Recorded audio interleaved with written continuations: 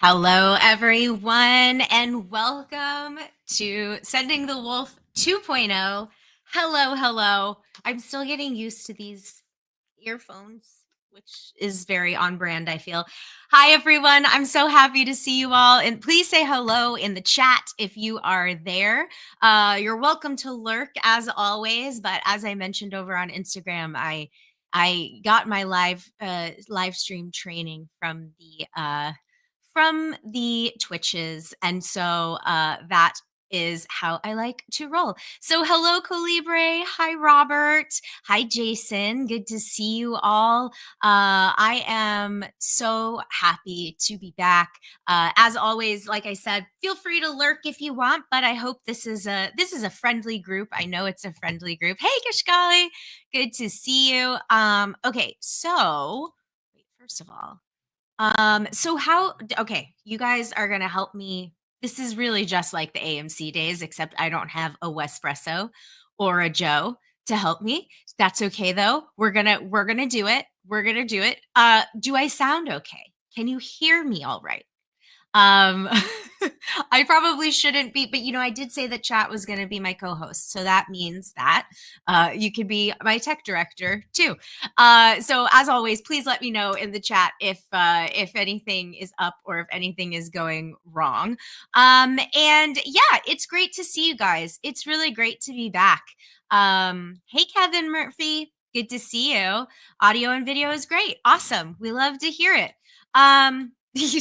All tech is surprisingly working well. Well, wait a minute. Now I'm having AMC flashbacks. What was it that we couldn't say in the chat because if we or on the show because if we said it, the tech would crash. Do you guys remember what I'm talking about? I what was it? It was something with the I can't remember. Y'all will remember. So here we are. It's almost the end of the year. It's almost the end of 2024.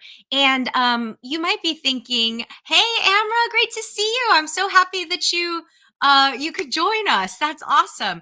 Okay, Robert, I remember the mushroom hunt, of course. But no, there was something I'm gonna have to ask Sylviana or Dylan. And like, what was it that if every time we said it, was it about, oh, wait, was it when we mentioned the show that shall not be named that has a theme song that goes like this? Da, da, da-na-na-na, da-na-na, da-na-na-na, da-na-na-na. I think that's what it was. Anytime we mentioned that show, our tech crashed. For those of you who have no idea what I'm talking about, hey Brian, good to see you. When I was a host on the AMC Twitch channel Fear HQ, we had this joke that every time we would mention that the HBO Emmy winning crowd favorite with a terrible ending, our tech would crash. Hey Andrew Thomas, thank you so much. Merry Christmas Eve to you. Hey Jim, good to see you guys. Thank you all so much for being here. So let's chat just a second. This episode is going to be a little loosey goosey. For those of you who don't know, because people know me from different things, different shows, different whatever experiences. Don't say it. And so here's the plan. Here's the story. Back in 2018, thank you, Andrew. I'm so glad that you enjoyed me on Christian show. I will be back. I'll be back soon. I told him he knows that, I was relaunching Sending the Wolf. And so he has graciously offered to have me back on his show as well. Hey, Paul, good to see you. Okay, you know me from the Schmodown. Awesome. Movie trivia Schmodown represent. I love to hear it. So way back when, I used to have a podcast called Sending the Wolf.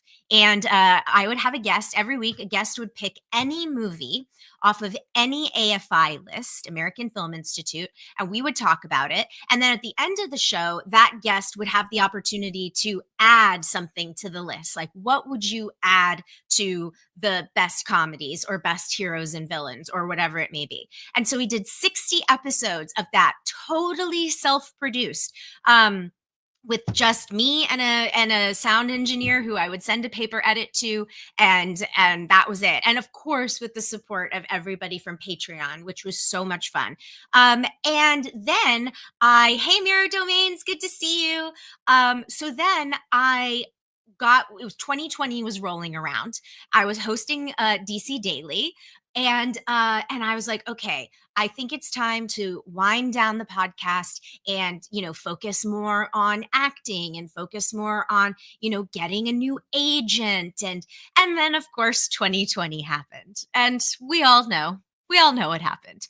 So I was fortunate enough to have a job with AMC and networks on their Twitch channel called TWD Universe, where we talked all things Walking Dead, and then we transitioned that channel into Fear HQ, where we talked all things horror, sci-fi, fantasy. I hosted a bunch of shows on there, specifically Wolfe's Call, which if you ever see me or hear me say, let's see some awoos in the chat. That's a little throwback. But I loved that. That was a deep dive into a horror movie every week on Wolf's Call, where we would talk about the context of the movie. We would talk about the making of the movie, and then we would go through clips, and we'd like analyze and break down the scenes and answer questions and all that kind of stuff. And so you'll notice, actually, if you do go over to Patreon, and by the way, you're welcome to join Patreon totally free. There are some financial tiers there as well, but like, you're welcome to join that community for free. It is a very good, friendly community. But you'll notice that in the $20 reward, you get to choose a monthly Wolf's Call, where I will do that show. I will do the Wolf's Call show on a movie of your choosing. So this can be horror, this can be action, this can be superheroes, this can be drama for Oscar season coming up. Like, the world is your oyster. So I did that show, and I was on that channel for over 2 years. I was the luckiest woman on planet Earth to have such a great job that I could do from anywhere around the world. For those of you who know that I'm an actor, I actually was on set shooting Malum in Louisville, Kentucky, but still doing my Wolf's Call show and the Fear cast from my Airbnb. So it was the best job in the world. But during that time, I got the rights to a novel.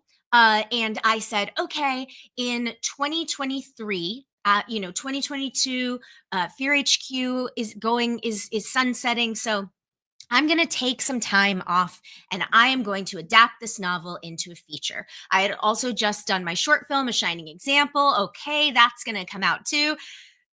And then the strikes happened. And our industry has been broken ever since. So it is a wild I was joking but not joking, on the Patreon, like, these last 5 years, has anything happened? Yeah, it's been a little crazy. I saw in here, let's see, I saw Paul said I was a patron, or Colibre said the dreaded 2020. Yes, Paul said I was a patron for Schmodown during that time. The 4 and 5 season, so sad it was canceled. Yeah, we loved it too, Paul. We really did. Andrew says, can't wait for the Nosferatu remake on Christmas Day. We will talk about it. Colibre said, we'll definitely talk about that on my show Thursday. No spoilies, though. And Colibre says, that was an amazing community. I miss it. Yes. So you will notice in my little spiel, why am I bringing Sending the Wolf back? Well, I, I miss it, first of all, and I have learned so much. I think the thing that honestly brings us all here and brings us all together is our love for movies, our love for film, for television, for pop culture, for comic books, for novels, and so on. So, um, as a person who sometimes talks about movies and pop culture on the internet, I have changed. My understanding and my knowledge of all of this has changed so much in those last 5 years, between COVID and relocating to Atlanta and, really getting back into my acting career and then adapting this novel into a feature, which I am still trying to get set up. And I'll tell you guys this, my agreement ends on April 30th. So I am running out of time. Uh, and I directed a film that has gone on and it's done some festivals and it's actually won some festivals, but also it did not get into a lot of festivals. And then I was in a movie called Malum, and I was in a teeny tiny little small movie called Tenants, which that poster for Need Anything and that shiny gold hand is an award that I won for Best Supporting Actress. So this is all to say, whether it was AMC Movie Talk, Collider Nightmares, The Schmodown, DC Daily, Fear HQ, a lot has changed and I have a lot of experience here. So I am thrilled to be bringing Sending the Wolf 2.0 back. Now this is to say also that the format of these streams will likely evolve as well, but for right now, the way I see it, and again, please chime in the chat. You're welcome to leave comments on Patreon. You're welcome to at me on any of the social medias. I'm on all of them. Leave comments in the YouTube chat for sure. But I think right now the plan is on Mondays I would like to do some form of interview, whether that is, oh, that's okay, Paul, get some sleep. The VOD will be here when you get back, but thank you for tuning in, especially for the first one. It means a lot. And I'll see you soon, Paul. So I'm thinking that Mondays is going to be an interview chat, whether that is you and I, as in chat and I chatting, doing a Q&A, having a guest. I loved doing the live stream with Sam where we watched one of his movies. I thought that was awesome. And I honestly would, maybe that's a Patreon tier. Maybe that's a special occasion kind of stream where I can have a guest on and we talk about one of their movies as we all kind of watch it together. I think that's super fun. And then Thursdays, I think, is going to be the news day. So super chat are not set up yet, mirror domains, because I don't have enough hours yet streaming on YouTube. So yeah, super chats are not here yet, but they will come. They will be here. But thank you for asking, mirror domains. Yeah, I really appreciate that. So thank you.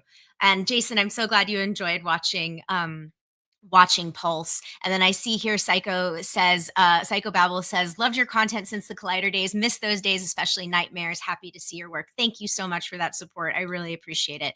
But yeah, a lot of people have asked about Collider Nightmares. Like, oh, would you do a show like Nightmares? And honestly, Fearcast on AMC kind of was a version of Collider Nightmares, but I got to do that with a guest. I always loved having Blair Bursey on. I loved having Kelly Nugent on. I loved having Terry Gamble on. I mean, so replicating some of these vibes are absolutely part of it. But I also know that a lot of the audience here are not strictly horror fans. You guys love pop culture, as we've discussed, whether that is, it is not necessarily exclusive to horror or genre. So I kind of and frankly, like my interests are go beyond just horror. I mean, granted, that is like my favorite. It's my favorite thing to talk about. I could talk horror all day long, literally. Which those of you who watched Wolf's Call know that I did. Andrew says, I am picky with my horror movies. Colibre says Terry Gamble would be lovely. I love having Terry on. I'll definitely have Terry back for sure. But yeah, so Thursday will be kind of like a yeah, yeah, Gishgali. Fearcast was Nightmares with some home decor detours. That that is a good way to put it. That's a very good way to put it. But yeah, so that'll be a news day. That'll be sort of the day that we kind of catch up on pop culture. And I think that'll be good to start. But for those of you who kind of know the format of Sending the Wolf and like just a straight movie talk show, what the podcast used to be, I'm trying to crack like how to do that for sure. But yeah, so that's kind of a brief overview. Remember coming home from work to watch and participate in Wolf's Call every week so well. For those couple of years, it was an incredibly fun and memorable time for me. Been a fan since Collider Movie Talk. That is so great. Thank you, ZSH. You're so sweet. I really, really appreciate that. That means a lot to me. And I am like so fortunate to do this, and I feel really lucky. And also, I'm really lucky that the community who's sort of been with me for all these years are all awesome. You all are so kind. I love that you check me when I need to be checked. I love that I can push back and say, "No, that's crazy."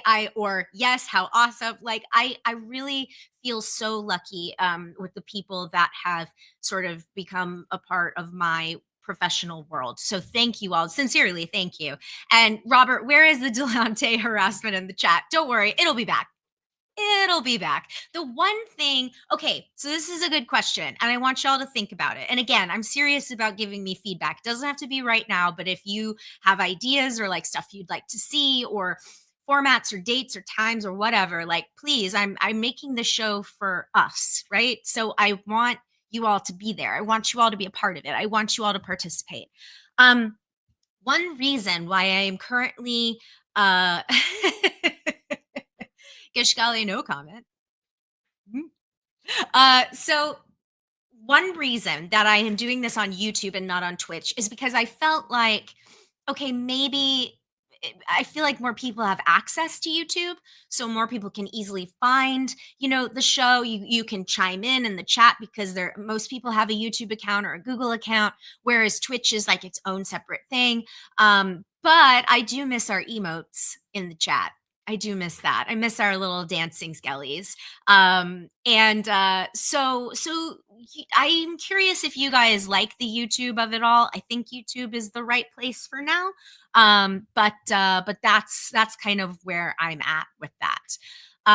So open to suggestions. And also I was thinking back, I went back through my calendar and I looked at when we went live for Wolf's Call, for the Fear Cast. We bounced our times around a little bit, but I feel like this was generally our time. 3 o'clock Pacific, 6 p.m. Eastern was like kind of where we landed. So we're gonna try it and we'll see. Yeah, Robert, totally less headaches here than on Twitch. That it does, and that's the other thing too is like as I am running this kind of on my own for now, I feel like simplicity is important. Like you can see I haven't I just moved into this apartment, and so I haven't quite figured out like where the setup should be. I like that I can have some spooky things and movie poster there, but like you know that's a washing machine, so I don't know, we'll see, we'll figure it out, but hopefully you're not here for the backdrop. Okay, Benjamin says, I prefer YouTube myself, but not really familiar with Twitch. Colibre says, I prefer YouTube over Twitch and the time is good. Okay, cool. Well, we'll keep toying around. We'll keep going with it. Oh great. Cooking supper per usual. Love to hear it. What are you making? Please share as always. Okay, that's my little preamble. I've already talked for 20 minutes straight. It's so funny. I have to say, okay, cool. I see you, Roni, in the chat. I prefer YouTube for this. Great. It's so funny how when you've live streamed just talking to yourself in chat for 3 hours regularly, which was my job for TWD Universe and Fear HQ, I think some people are like, wait, what? You just can talk for 3 hours? And I'm like, yeah. Yes, I can. Hey, Calvin. Good to see you. Welcome. Thank you so much for joining. Okay, so I asked. Oh yeah, one last thing, and this is also vintage Wolf's Call. Jason says definitely YouTube. Okay, cool. So one last thing before I get into your questions, I pulled and screenshotted all the questions that I got from Instagram and from various social medias. And so I will put those up, and then we will get into them. But I did want to mention this Thursday the is at 3 p.m.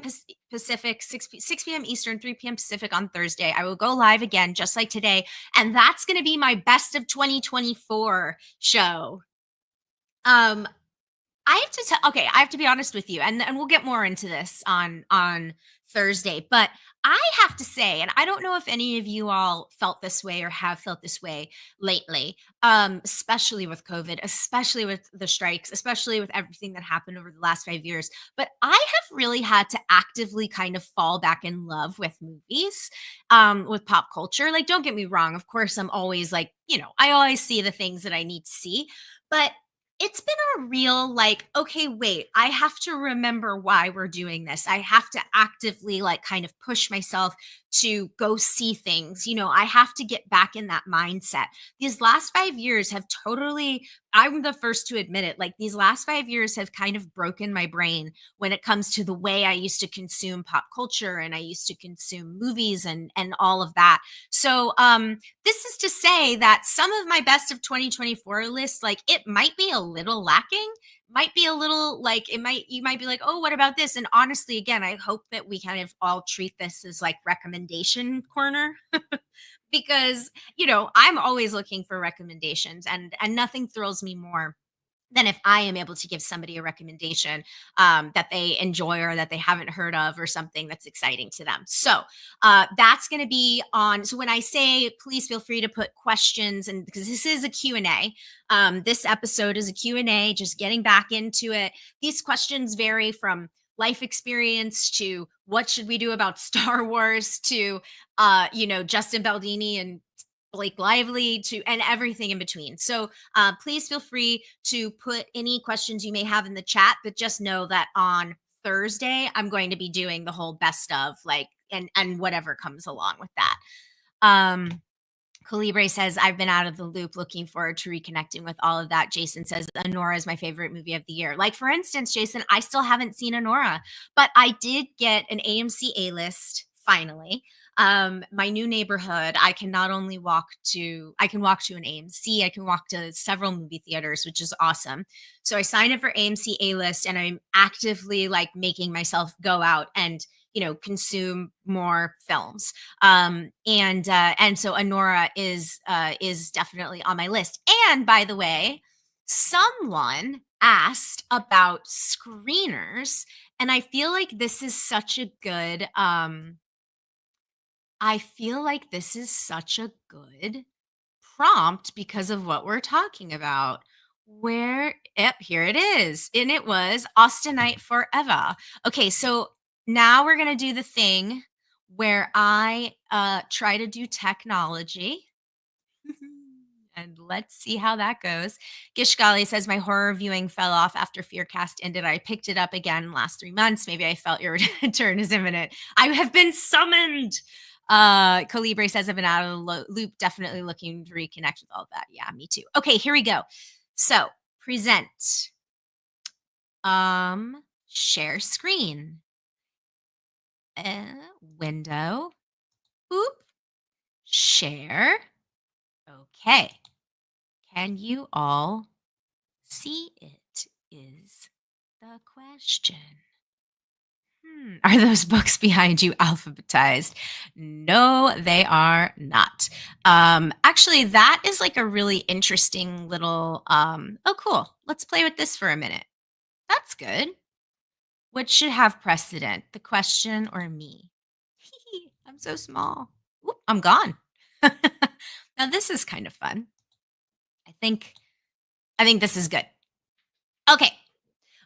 No, another Mr. Lizard. Those books behind me are not alphabetized. It's very interesting, the books that I actually like, physical books, because I'm trying to have less stuff. I don't know if any of you all are in the same boat, but boy, oh boy, I just have way too much stuff. And so these books behind me, though, are books that I often revisit. Uh, Minimal tabs is a good sign. Yes, I am working on that as well. And because StreamYard is letting me do this like without a parsec, so that's kind of cool. Yeah, so we're learning. Okay, so Austenite Forever's response. To my question on Instagram. So this was asked on Instagram. If you want to give me a follow over there, I'm there on Instagram all the time. It's probably my preferred it's definitely actually my preferred social media, if I had to choose one, Oh, that's better. Oh, good. Okay. But I'm learning how to do the StreamYard and all of that. Okay, cool. So this was a question posed by Austinite Forever, and they said, "Are you SAG? Do you get screeners? Can I go to a premiere with you?" So Austinite, thank you for this question. As soon as I get invited to a premiere, you will be the first to know. No, that's not true. I did actually get to go recently to the Nosferatu LA premiere. The world premiere was in Europe, but the LA premiere was last week, 2 weeks ago.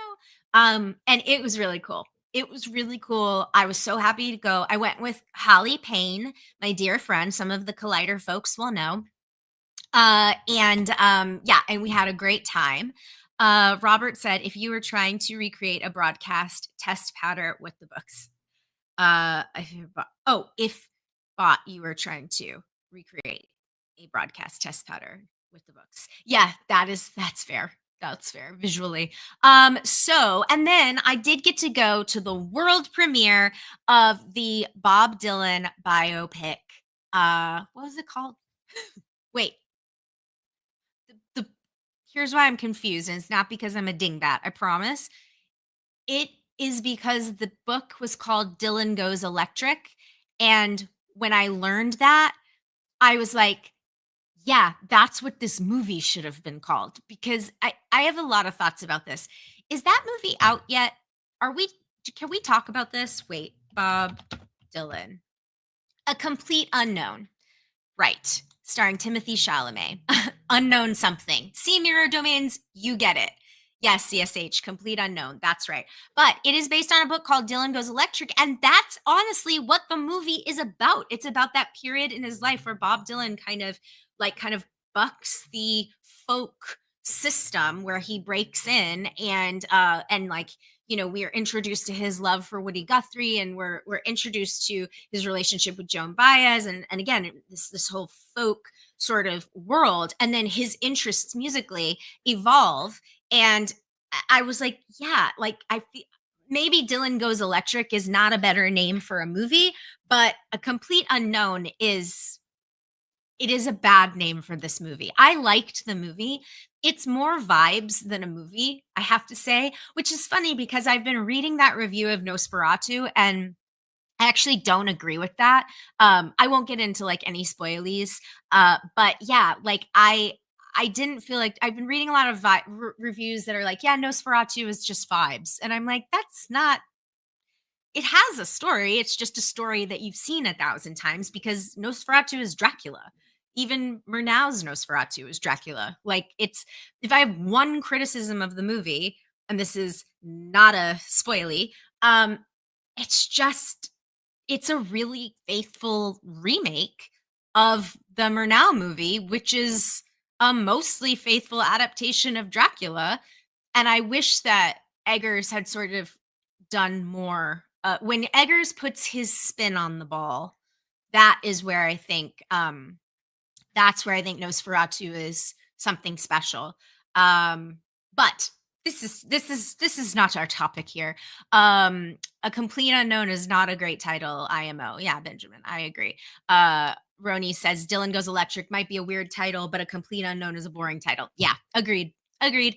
Andrew Thomas says, I love the silent version of Nosferatu. Me too, Andrew. I grew up watching this movie. Nosferatu was a big movie in my house growing up as a kid, which I know sounds crazy, but Mirror Domain says, I am seeing it because of Eggers for sure. I also was like um, I was very excited for Nosferatu. It was the movie that I was the most excited about this year. And it was every now and again I get invited to things, and Nosferatu was the one premiere that I like desperately wanted, or not desperately, but I like secretly wanted to be invited to, and I knew what dress I was going to wear and everything.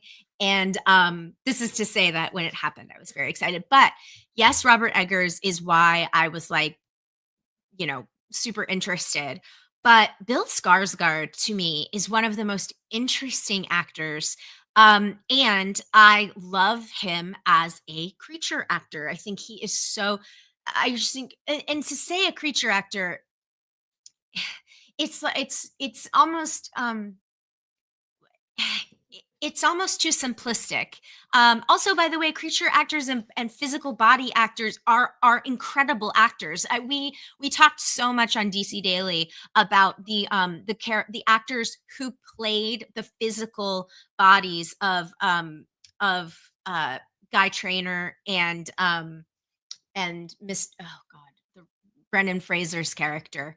Now I'm like going so blank. But nonetheless, incredible actors. Doug Jones in anything but in Shape of Water, like absolutely fantastic. So Bill is one of those actors who, especially with Pennywise, I feel like, you know, we've also been talking about it a lot with Colin Farrell and the Penguin. You know, the consensus is that yes, he is in like a ton of makeup, and it could and body, bodysuit and all of that, and it could be very easy for somebody like it could be very easy for that makeup and that suit to be wearing him. But Colin Farrell is where wearing the makeups and everything, and Bill it's less about Bill's performance in Nosferatu because I think he's a fabulous actor, um, and more in the way that Eggers shoots him that I think is unfortunate. But I don't want to give any spoilies away. I don't want to get veer too much into that territory. Like if you guys want to go in clean. I and for the record, I very much enjoyed Nosferatu, and I'm going to go again. I need to see it again.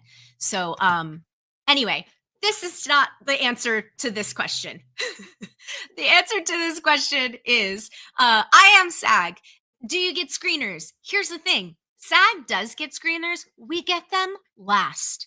Everyone I know in the entertainment industry who is a writer or a director or in the academy or in some voting body, they already have their screeners so that they can watch them over the holiday season because that makes sense.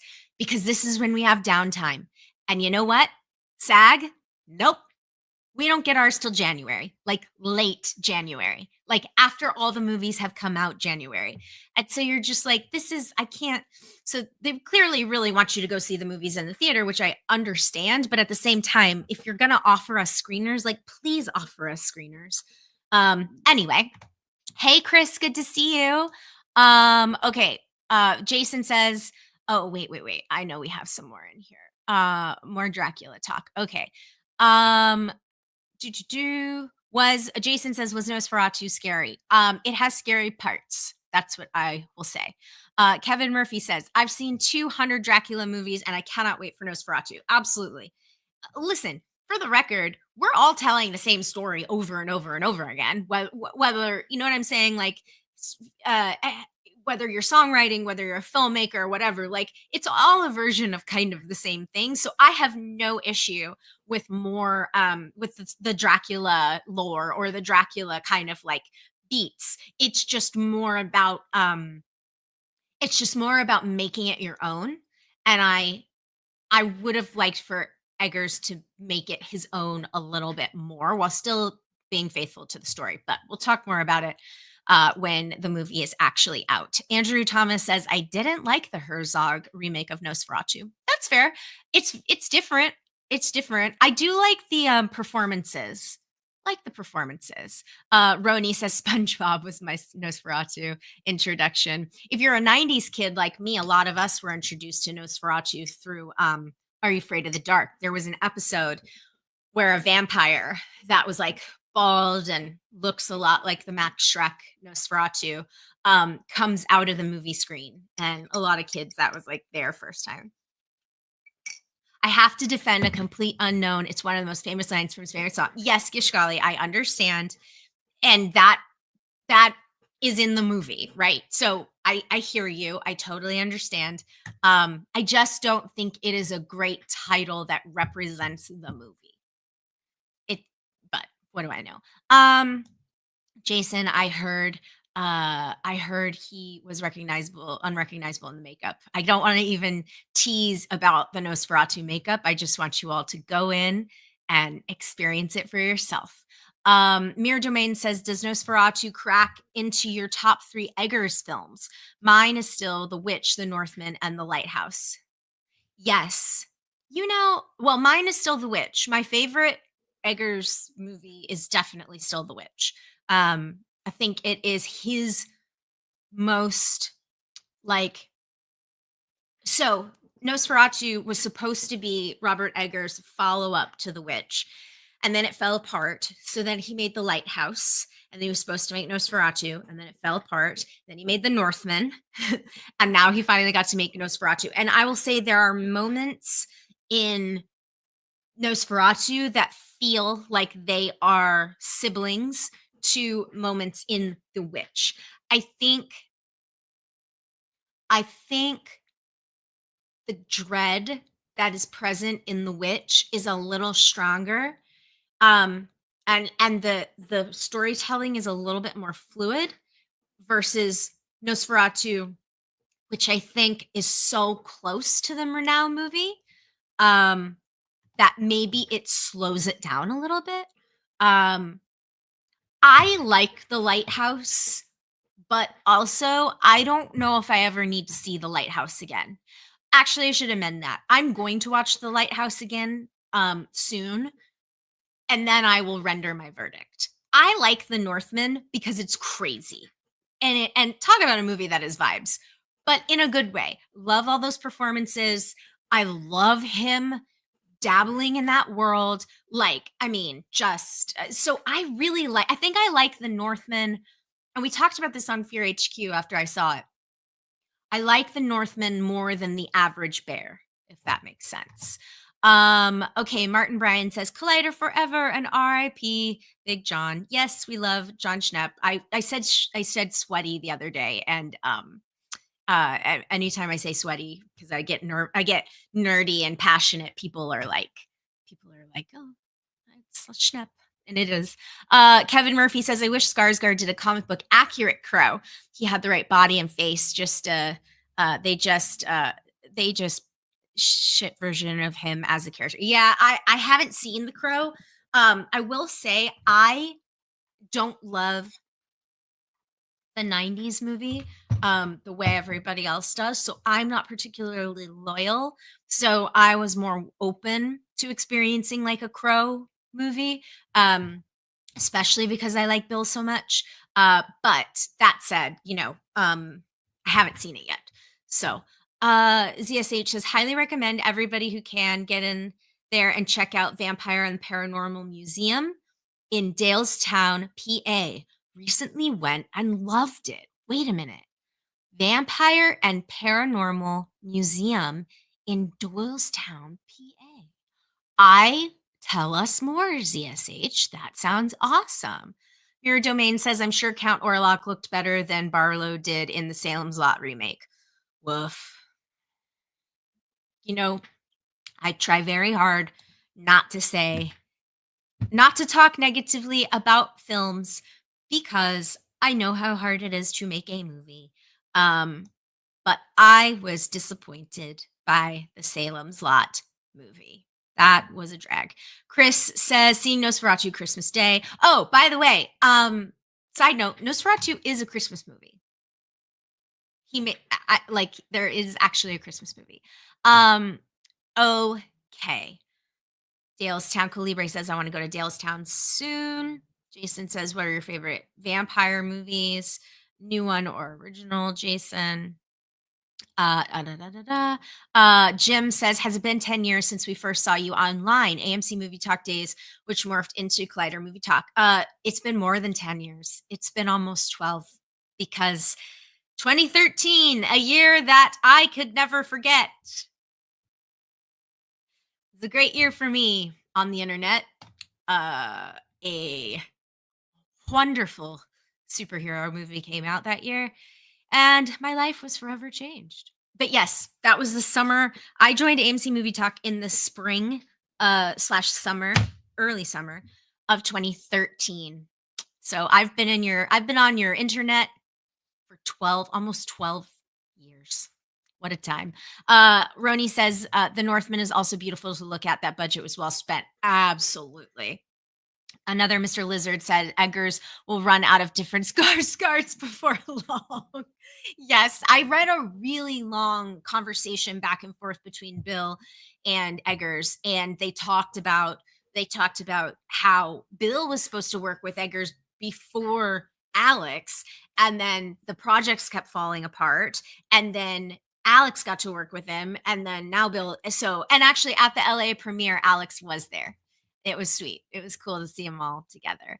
Armada says Jingle All the Way or Last Action Hero. Last Action Hero. I listen, I'm not here to yuck anyone's yum, especially with Christmas movies. Uh Enjoy your Christmas movies however you want, but I am not a Jingle All the Way person. That's what I'll say. Roni says there's enough negative talk about movies online already. I couldn't agree more. Kevin says we were all disappointed in Salem's Lot. Yeah, that's fair. Uh, let's see. Been longer than that. Yep. Losing track. Yep. Do you think Nosferatu will be nominated for any Academy Awards? Oh gosh, production design and cinematography. Yes. Like the production design and the cinematography is outstanding. Oh, look, I changed this question and I didn't even realize it. What film or TV franchise would you love to be a part of? Could be past or present. Let's answer it then. Raul said, yeah, okay. I've often said that if I could go back in time and be in any movie ever, I would steal Alison Lohman's role in Drag Me to Hell. Yes, I know. Sam Raimi really made put bugs all over her. I know this.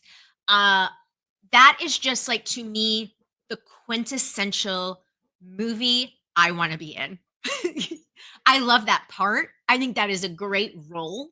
I love the role of Christine in Drag Me to Hell.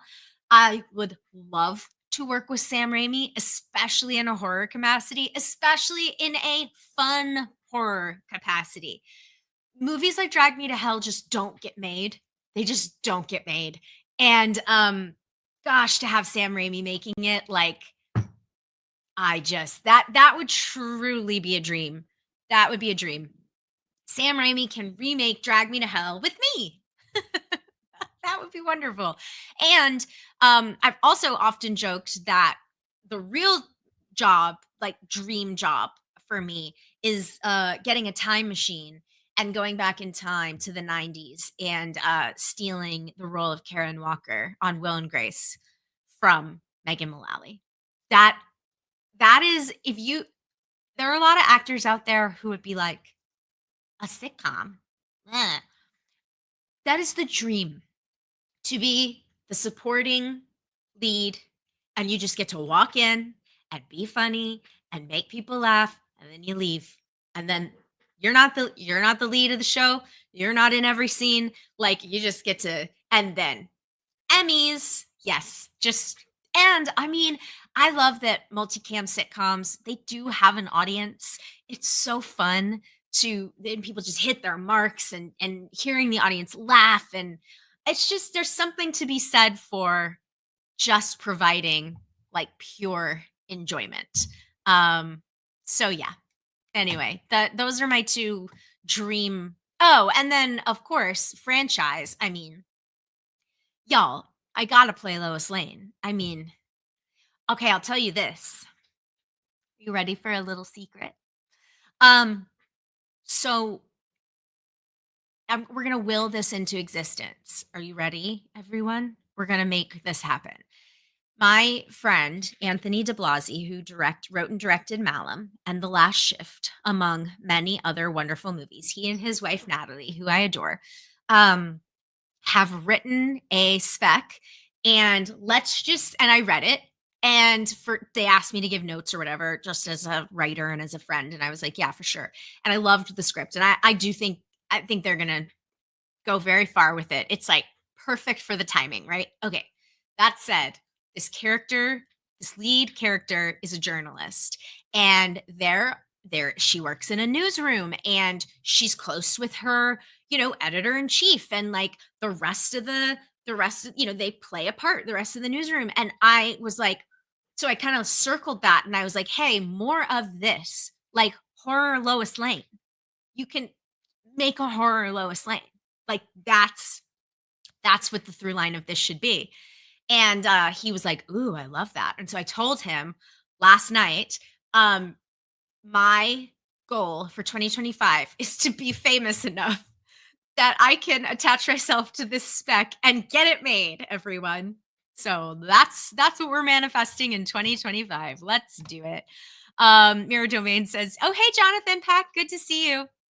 Kevin says they should have had a Bruce cameo as her dad. Oh, that would have been really fun. She was the most Ash-like character Raimi's done. I agree, Kevin. Jim says, "How about a breakdown of that commercial you were in? Minivan mom." Yes. Benjamin Burfield says, "I think it would be cool to see you play Jennifer Connelly's role of the Labyrinth, directed by Guillermo del Toro." Ah, Benjamin, The Labyrinth is my favorite movie. The Wizard of I know I always say The Wizard of Oz, and it's a toss up, but they're also the same movie when you think about it. But nonetheless, everything you just said is like my I mean, Benjamin, just chef's kiss, love. I love The Labyrinth. Labyrinth is one of my favorite movies ever made. Guillermo del Toro, I have a question here about IP, which we'll do, but Guillermo is my favorite living director. I would love to be directed by Guillermo del Toro. That would be a dream come true.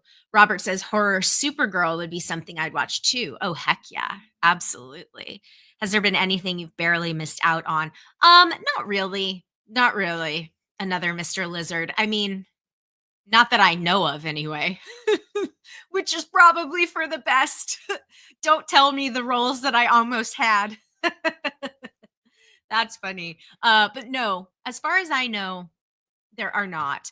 Okay, wait. I have a question here about the commercial. Where is it?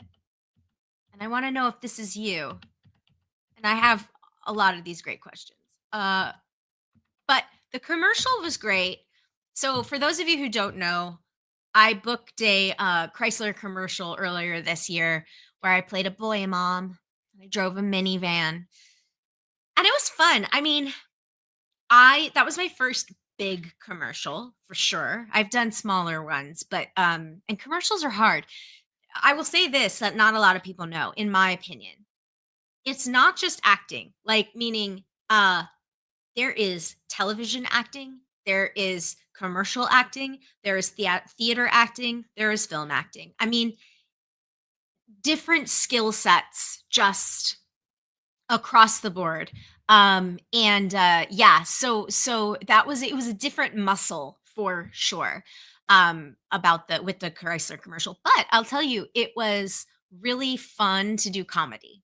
And I loved working so comedy is something that I've been trying to pivot more into. I love doing comedy and would love to do more of it. But yes, it was I loved working with the kids too.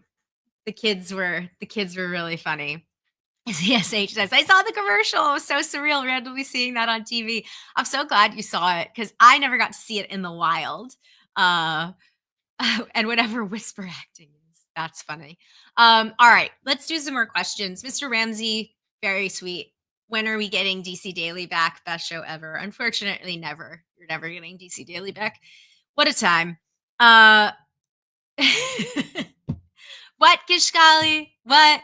Oh, come on. But the pilot got canceled right before they were about to begin. Well, listen, I don't have a whole lot filling up my old schedule, so you call me when it gets back off the ground, and I am there. Um, I will audition for any pilot that you have. Okay, Alaska Marine. What were your expectations going into directing, and what did you learn from the process? Uh, so this is a great question. I love this question. I love directing. I was 100% bitten by the director bug when I directed A Shining Example. So I had done a little teeny short film with no budget right before. It called Say Something that is up on Instagram, and I think it's on this YouTube channel. You want to play JLC's crazy daughter? Well, got to make that happen. I just actually I auditioned for Halloween Kills. No, I auditioned for Halloween Ends. I did. I auditioned for the nurse in Halloween Ends, who is Laurie's granddaughter's like frenemy at the hospital. And she's having the affair with the doctor. And it was so funny because casting directors, especially with self tapes, they always give you the same, yeah, evil dies tonight. Evil does die tonight. They always give you the same note, which is real and grounded. And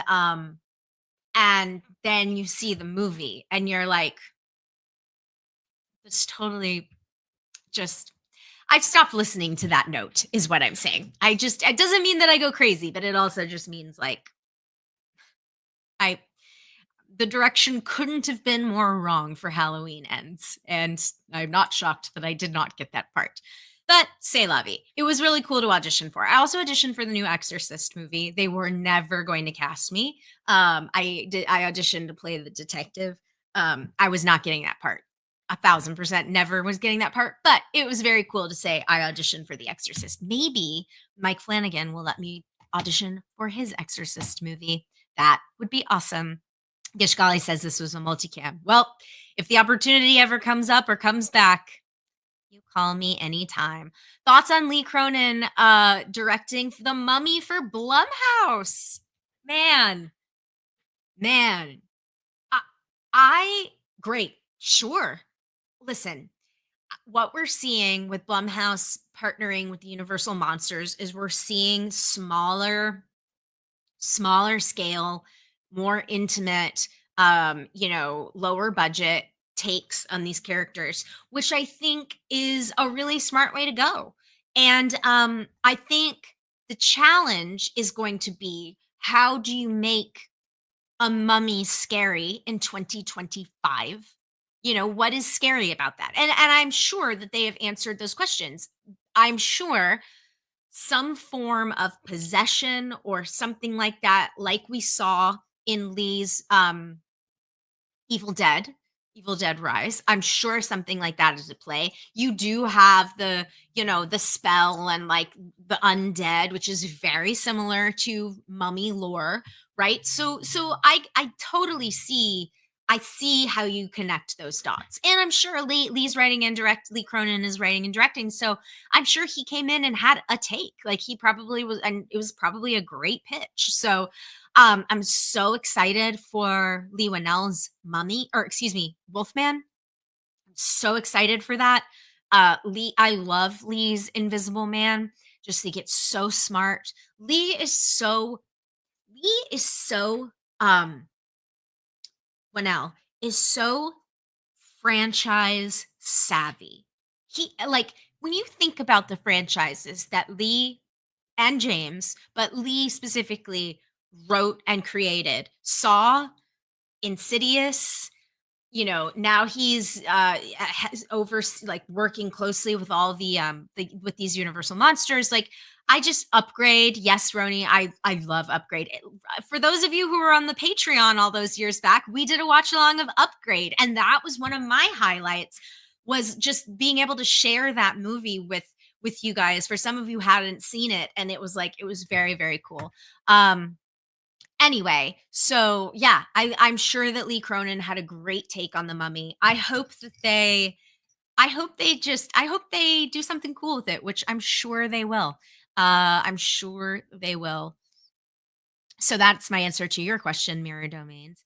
Let's see.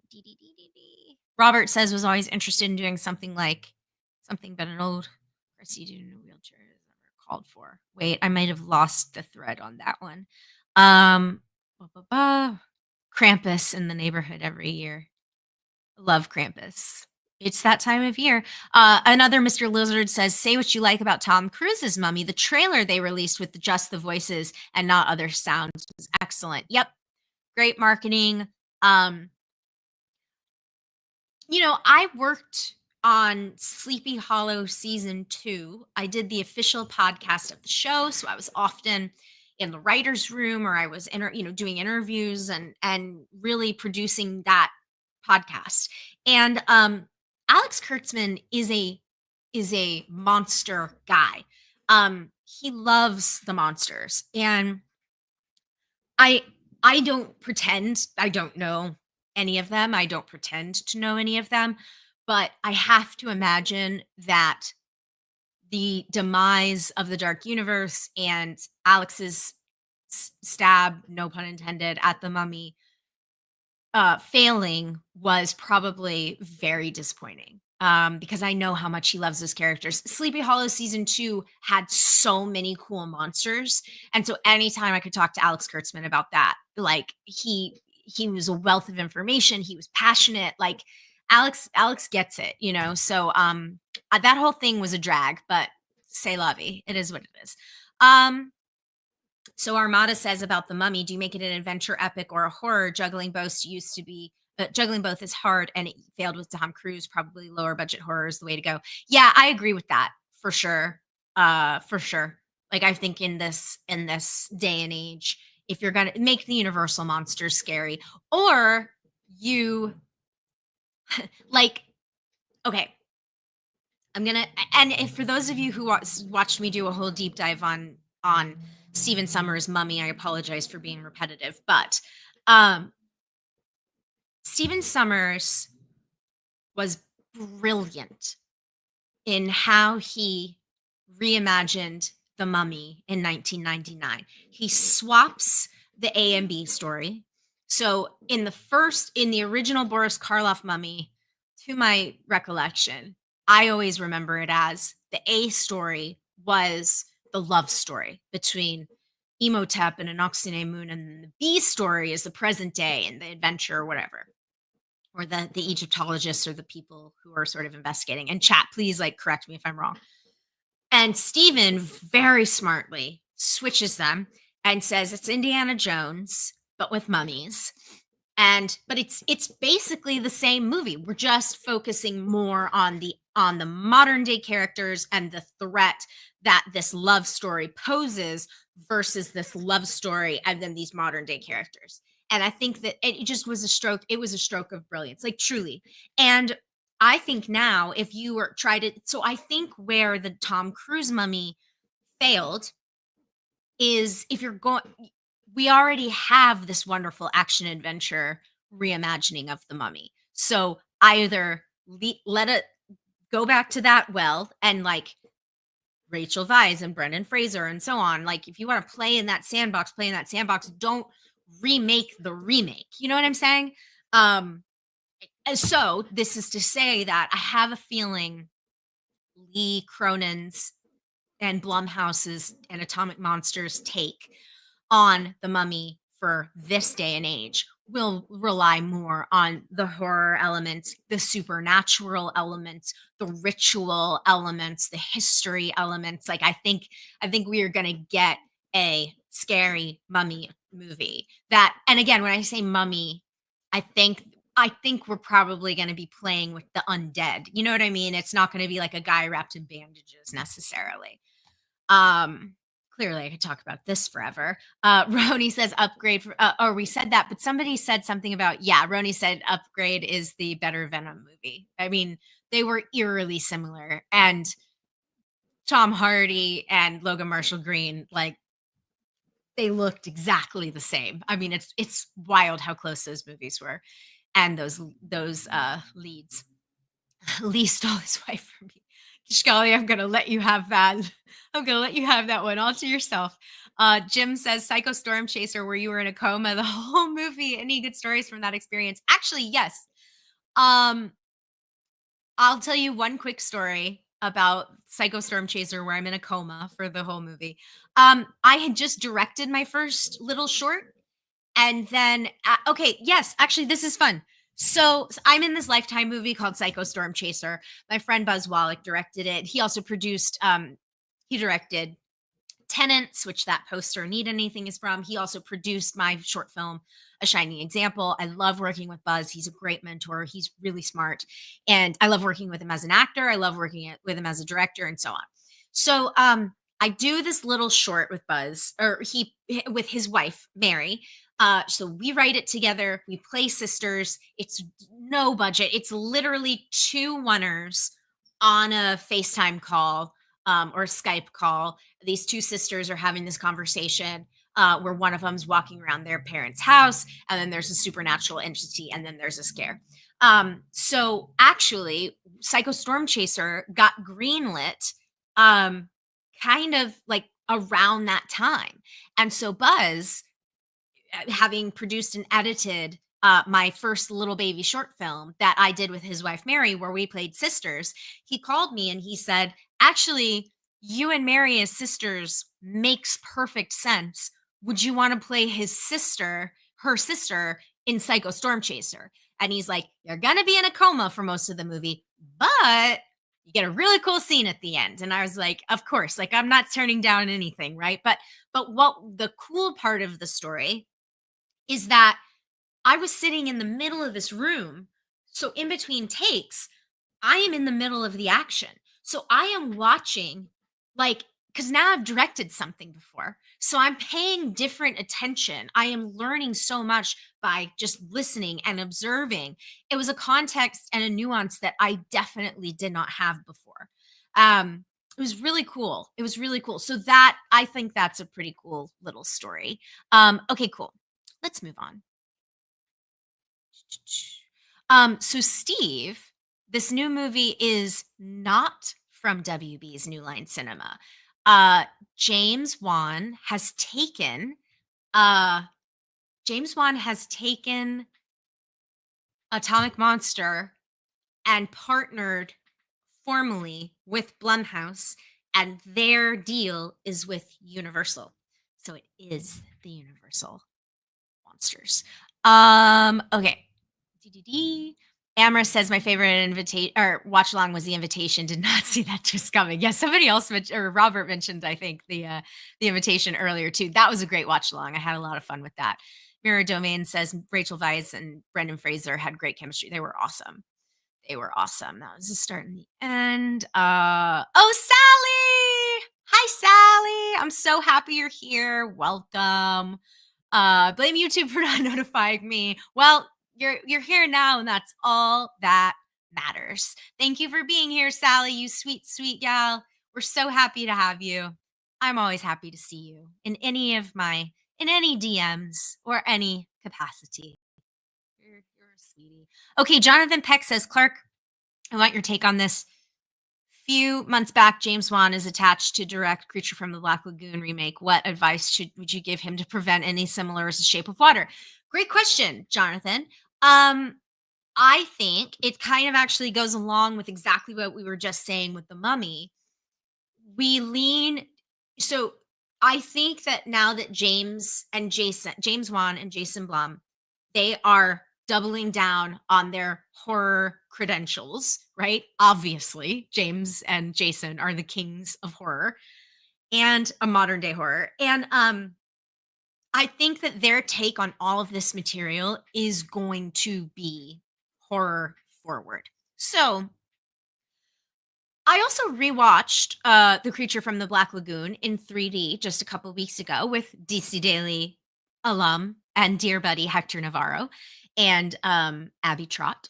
And the thing also that is fun about Creature from the Black Lagoon is that it is an adventure. So I think James, I think basically we're going to get the Trench movie. I think we're going to get the Trench movie that we were promised and James did not get. I think a lot of that's coming over to the old Creature from the Black Lagoon. You know what I'm saying? Which, by the way, I am here for 100%. Um, but I could see. So I know. Okay, I'm going to contradict myself. I I know what I said is the key to making Universal Monsters successful going forward is to lean more into the horror aspect, and I do think that's true. However, I think that James's Creature from the Black Lagoon is going to be more adventure forward. I think it's going to be adventure forward, I think, and horror forward. But and I think we're going to basically get the Trench. If I had to guess, the Trench movie we never got. Okay, Steven Keller. Steve, are you in the chat? Steve Keller, are you in the chat still? Thought you were. So what is your dream combo director and IP combo? Well, all these Universal Monsters things that we're talking about are great combos, but my answer is something that could have happened and then got canceled. And it is Guillermo del Toro's H.P. Lovecraft's In the Mountain at the Mountains of Madness with Tom Cruise. So, okay.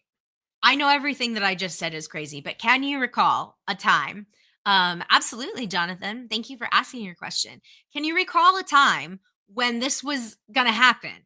Guillermo del Toro was going to get like $100 million to make a Tom Cruise HP Lovecraft movie. What? That would have been the most wild thing on ever. And and then I know Guillermo like tried to do a version where he could like scale back, and do it for a smaller budget.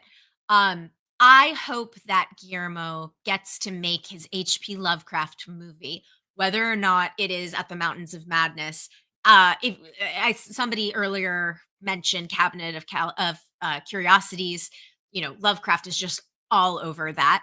And so, I think Guillermo, I can't wait to see his Frankenstein.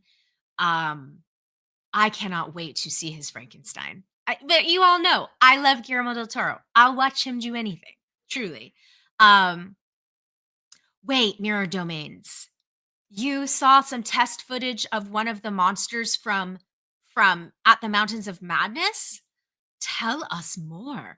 Armada, I'd be down for a reboot sequel of The Mummy with Brendan Fraser. I agree. Miss that swashbuckling adventure feel. And Brendan Fraser recently was like, I'd love to do another. I'd love to do another mummy movie. And I was like, I'd love for you to do one too. That would be great, Brendan. Um, yeah, I wonder if he uses the universal likeness. Kevin, what do you mean? You mean like the Gill Man? Like James Wan using the Gill Man design? I'm sure he will. Modified a little bit, but I'm sure there will be brand new creatures. All right, next question. Penitent Man asks, with Atlanta rising in the entertainment industry, any thoughts on moving back? Well, I do kind of live there actually. I have two homes, two places that I reside. And I do live in Georgia, and I spend time in Los Angeles as well. A lot of production is unfortunately moving to Europe. Unfortunate, when I say unfortunately, I mean for us. Production across the board in the United States is way down, historically low.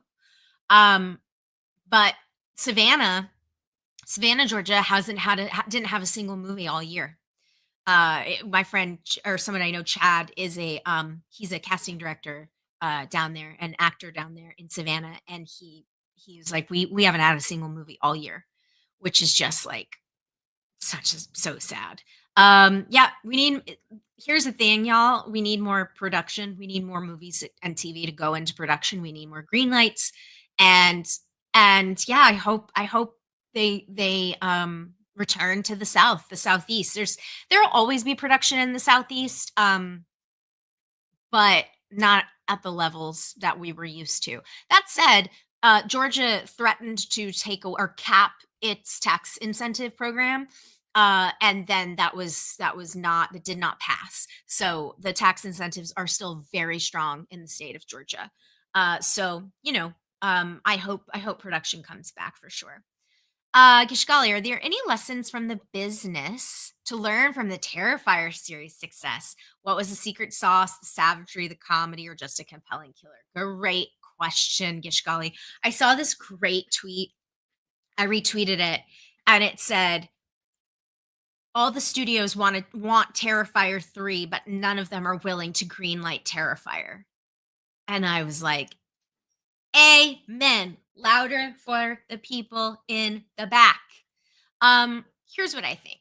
I think that the secret to the Terrifier success is it's multifaceted. As you guys know, Damien had been toying and tinkering with Art the Clown, that character, since before. Oh my gosh, I'm sorry, y'all. I'm blanking on it. Kevin or James,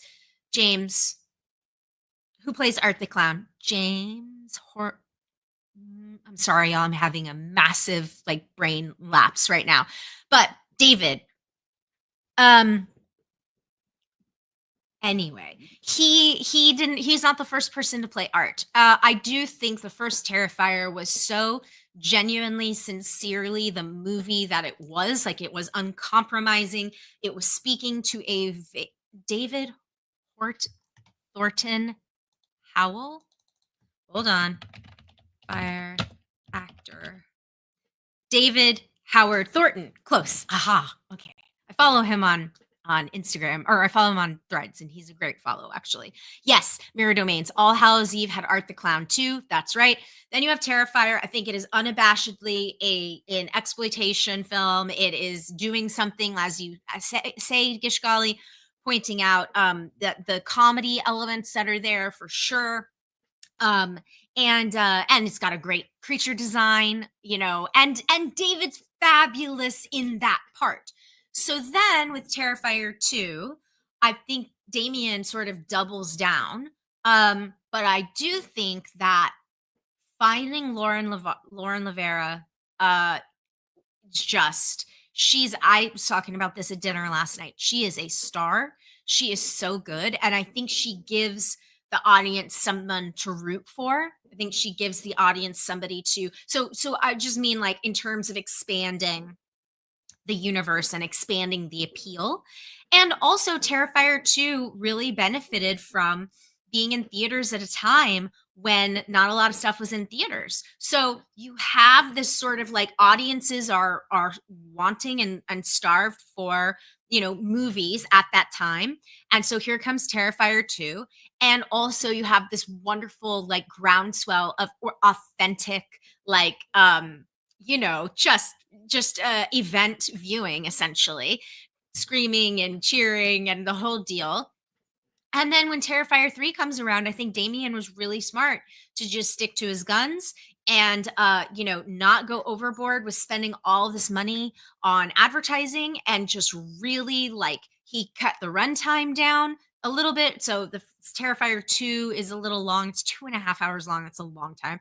Terrifier is about 2 hours. And I think he just stayed true to what those movies are, and has an understanding of the audience that is going to show up for those movies, and he is doing them for a price point where he can have some creative control. So I think that is the special sauce, honestly, is just knowing your audience and trusting your audience. But also, this has been, as we pointed out with as Mirror Domains pointed out with All Hallows Eve, this has been years and years and years and years in the making to get to Terrifier 3. But they deserve all that success. I find that story to be so inspiring, like truly inspiring. And I don't know any of those guys, but I like, it's weird to say, but I'm proud of them almost. Like I really, really admire them, and they deserve all of that success. And it's very, very cool. I know it's been an hour already. Can you believe? Mira Domain says it's kind of working for Winnie the Pooh and the Pooniverse. Yeah, but they are smaller. Yes, exactly. They are. Fun fact, Andrew Scott Bell, the composer of Winnie the Pooh, Blood and Honey, is the composer of A Shining Example, my film. Okay, let's see what's next. Lowell, who is not in the chat, as far as I know, says, "What do you think of the future of horror movies is like right now?" The future looks bright, my friend. I mean, you know, as long as we can as long as we can make these movies for I feel torn because, and for those Fear HQ friends, like y'all know, I used to talk about House of Wax and like talk about those mid-aughts horror movies. Oh my God, Dylan and I got to watch My Bloody Valentine 3D in a crowded bar on Valentine's Day this year. And it was just the most joyful experience. But that time period of an expensive horror movie is gone. I mean, you know what I mean? It's just like you go back and you watch House of Wax, which I really like, and Jama, the director, is like gone on to be, obviously a big director. So his talent is undeniable, but um House of Wax just looks gorgeous. And I look at that movie as a fan and now as a filmmaker, and I'm just like, "Oh god. Those were the days." you know? Now you're lucky if you get $1 million. I think that movie cost 30 or with whatever tax incentives they got in Australia. Like, it's just gorgeous. So, but that said, the future of horror movies is great. And I caught some really tiny small gems on Shutter this year that I really liked. Obviously, we're gonna get these big Universal movies as we discussed. That's cool. Scott Derrickson is shooting Black Phone 2 right now. That's awesome. The Barbarian guys have Companion coming. Like there's a lot of cool things going on in the genre space. So oh yeah, and Mirror Domain says The Substance, Long Legs, Smile 2, Strange Darling, Abigail. Yeah, just it's a good time to be a horror fan, I would say. Maybe yeah. So, yep, and Roni points out what Shudder is doing with the VHS franchise. Absolutely. Uh VHS is still cooking and more popular than ever. So yeah, there's a lot of really great stuff. Um Armada says so excited for Nolan's Odyssey movie. My favorite story of all time. Might have to be two parts. That listen, he can do whatever he wants. He can do whatever he wants. And so is the story there that Chris Nolan is going to do like a big epic take on the Odyssey? Is that I may have missed that. But if that's true, that's wild. Gishgali says my current Shutter recommendation is a Korean film, Eczema. I have heard about that one, but I haven't seen it. Okay, I think Lowell asked. Brian Knight says, I remember your disdain for the term elevated horror. Yeah, yeah, Brian. I mean, I just think it's a little condescending. You know what I mean? Like horror movies have been about things for a long time, but call it whatever you want. We had this conversation. If you ever watched Collider Nightmares or you saw me get into it with people in the comments, like I called it nightmares um because horror, sci-fi, fantasy, like all of these, there's just so many little subgenres that at the end of the day, it's about what gave you nightmares, right? And so, I kind of feel similarly like about call it elevated horror if you want, call it a psychological thriller, like whatever you need to do to sleep at night, but just go see the movie. You know what I mean? Not you, Brian. I just mean like in general. Okay. So I see in the chat, yes, it was announced today. Bye, Robert. Good night. Okay, cool.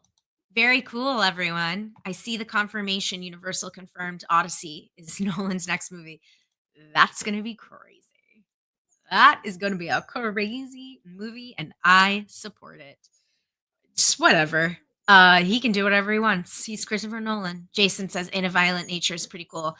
Yes, we'll get into this on Thursday with my best of 2024 list, but I loved In a Violent Nature. I really loved it. Okay, Lil asked a couple of questions. Yes, let's talk about Superman. CSH, if you are still Silence of the Lambs is not a horror movie. Yeah, of course it's not. It won Best Picture. Horror movies don't win Best Picture, Gishgali. Who am I to argue? I won't argue with you. Okay, ZSH, if you're still in the chat, you asked me a very thoughtful question earlier on Instagram, so let's get into it. Also, we haven't talked about Superman yet, so let's talk. Okay. So the new Superman trailer portrays Superman as beaten down and apparently more exhausted than ever. First of all, can relate. The people of Metropolis scapegoating him for what were probably events created due to their own ignorant and incompetent acts. Lex has already been very wounded and broken. Investigative reporter Lois is as powerless to be much help. Poor people continuing to desperately struggle, and the entire planet on fire as usual. Only Crypto, the alien dog, seems to experience any sort of joy or happiness in it. With the film and TV industries now currently imploding due to what appears to be late stage capitalism winning the eternal art versus commerce conflict, women's rights slowly evaporating. Yes, yeah, and dozen other Lex Luthor style billionaires coming to power soon. How hopeful are you about America's future? Yes, not a question about Superman, really.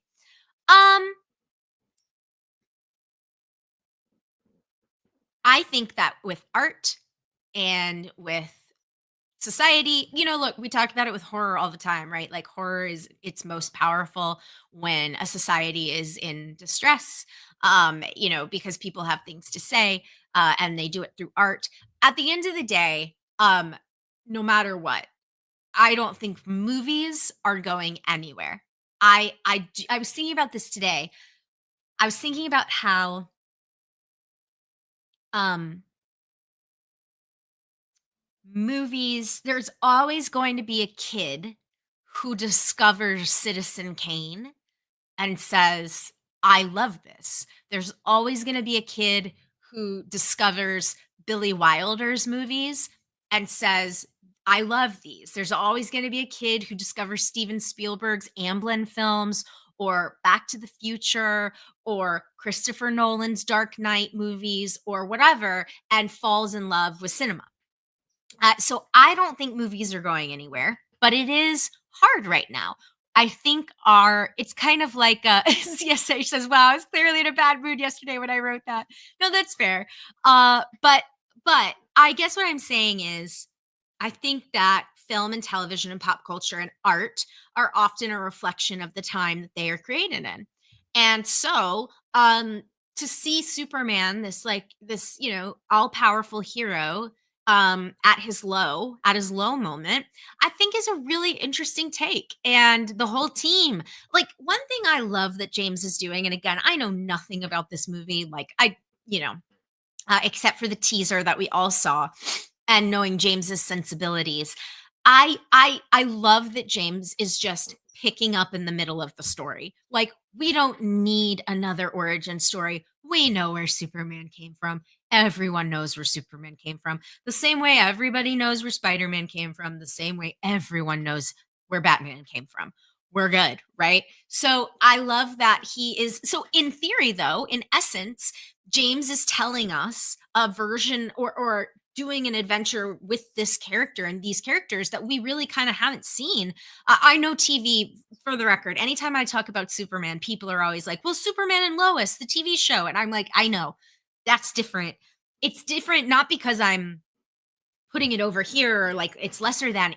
It is simply because when you take TV has become so cinematic that if you have an extended period of time to tell a story, that's where I'm, especially with superheroes, especially with these big worlds, that's where I'm like, I'm sorry, but we cannot compare film and television because we simply don't have the same time.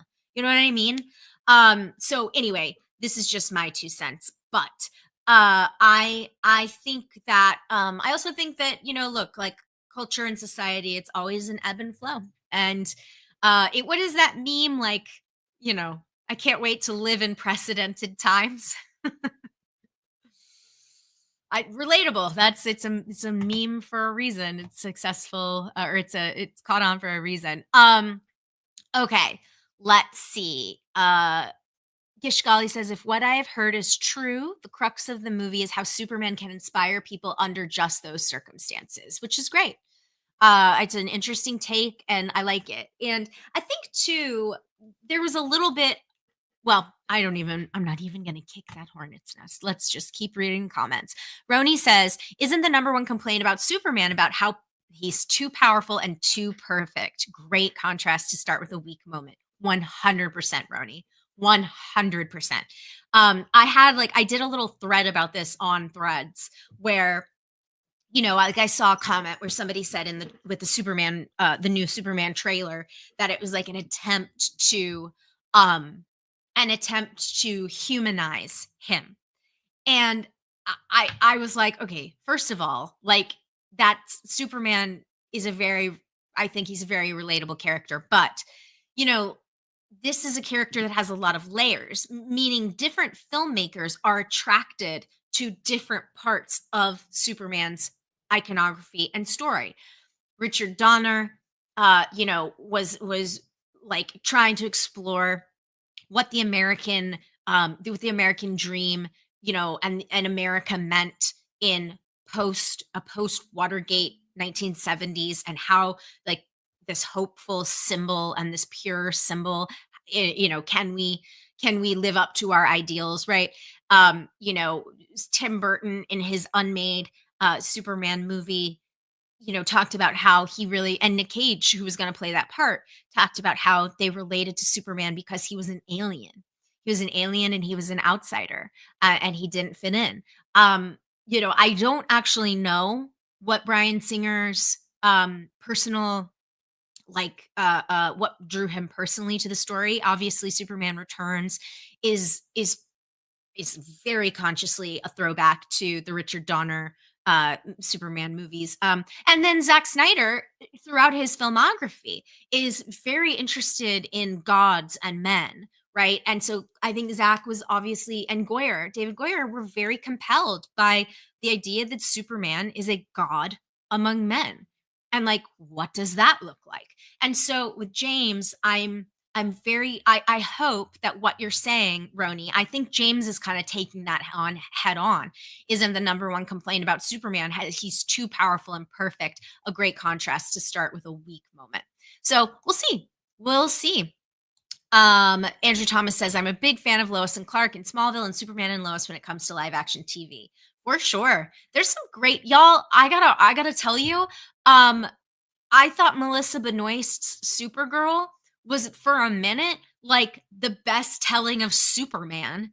And I don't mean Tyler's Superman. I mean, they did so many awesome stories. They did so many awesome comic book stories that were Superman. They just did them with Kara on that show.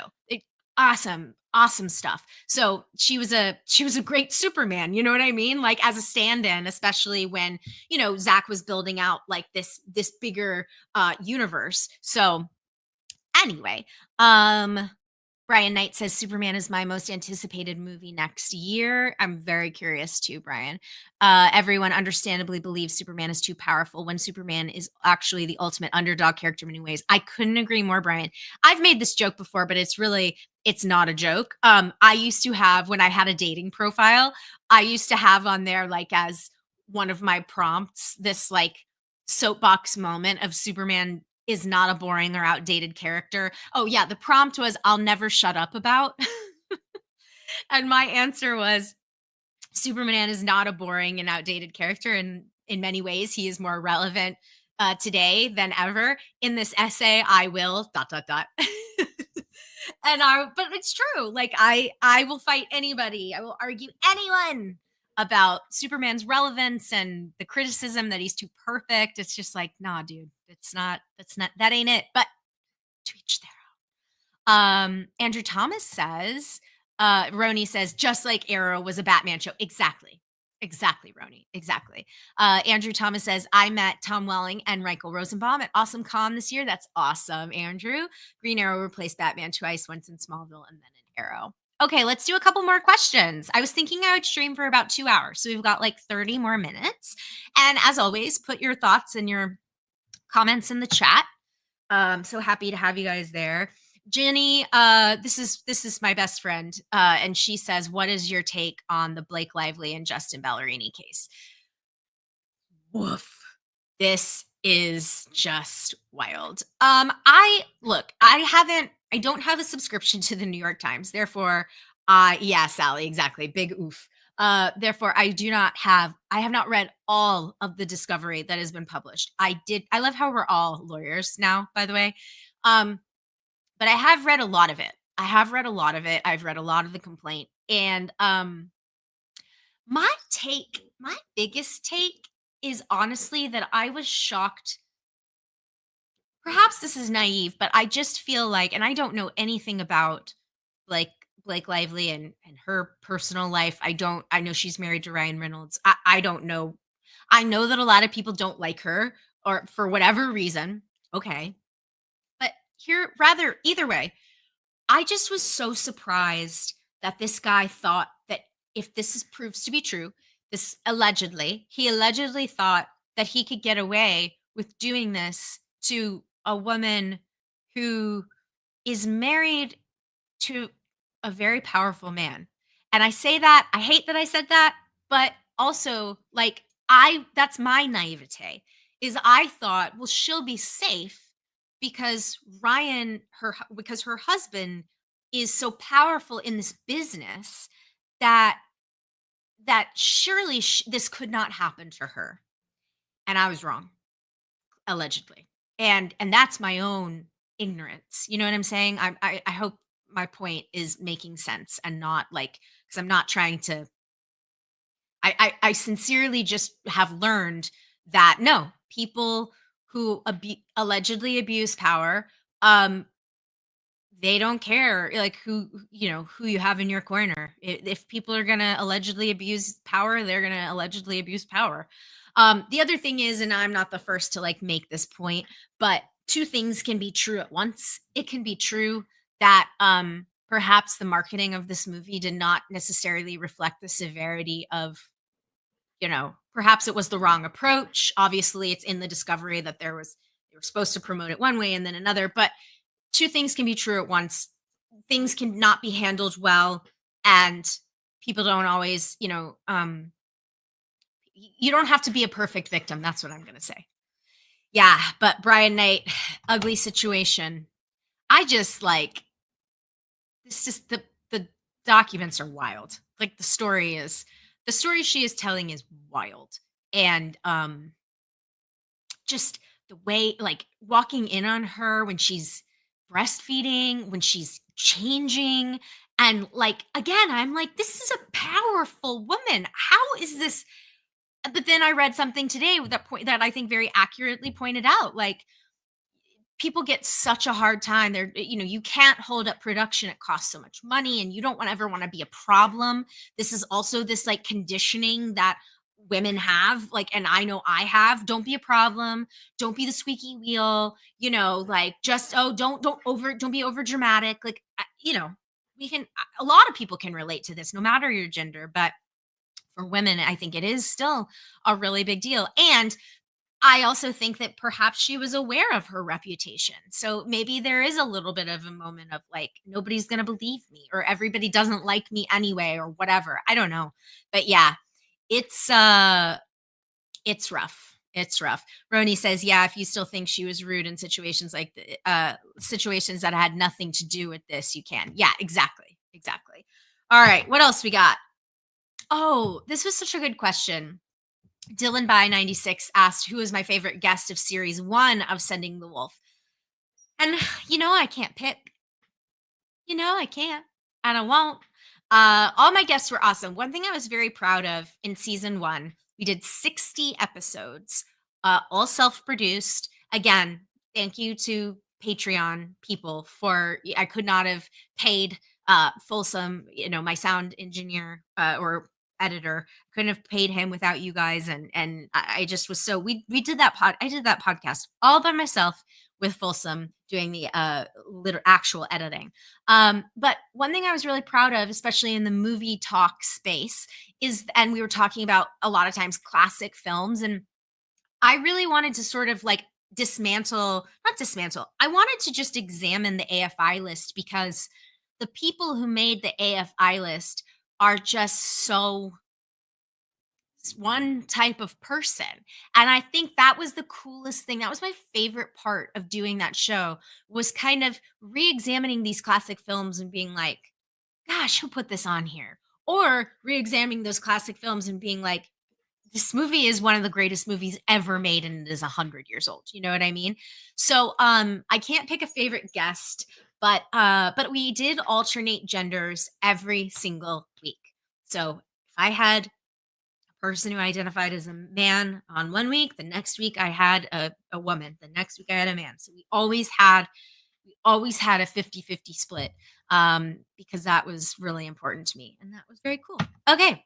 We talked a little bit. Oh, Hector Navarro, as aforementioned.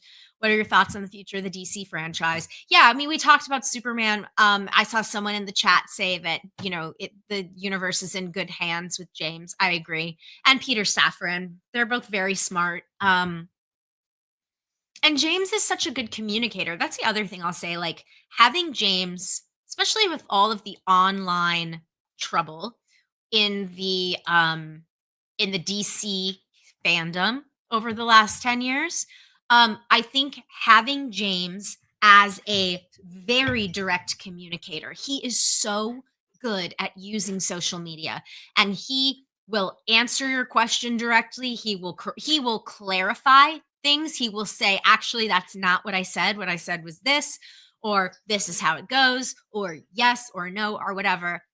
There's no ambiguity in with James. He will tell you an answer if he has an answer, and I think that that is the biggest thing that this new DC franchise has going for it. And I will say, for those of you who saw me on Christian Harloff's show a few weeks ago, and we talked about Superman very briefly, and I said, "Yeah, I don't know if we're ready, if anybody wants Superman right now. Like, I don't know if we in this world, in this society right now, I just don't know if people care." And then that trailer is the most viewed trailer in the history of DC. So, clearly, people responded to Superman. And clearly they responded to this Superman. I've thought a lot over the years because I said earlier, when I was asked, like, if you could be a part of any franchise, what would it be? And I said earlier, oh, well, of course, I would love to play Lois Lane.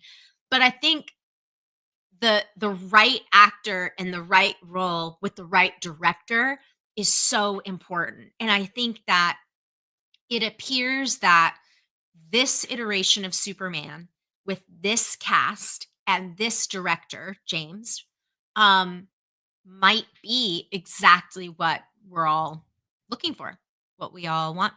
So I don't know. We'll see. I'm glad we got a lot of Superman talk. Spidey86, have you thought about bringing back Collider Nightmares in some shape or form? We talked about this a little earlier in the stream, but yes, of course. I mean, so I'm still figuring out what Sending the Wolf looks like in this live stream format.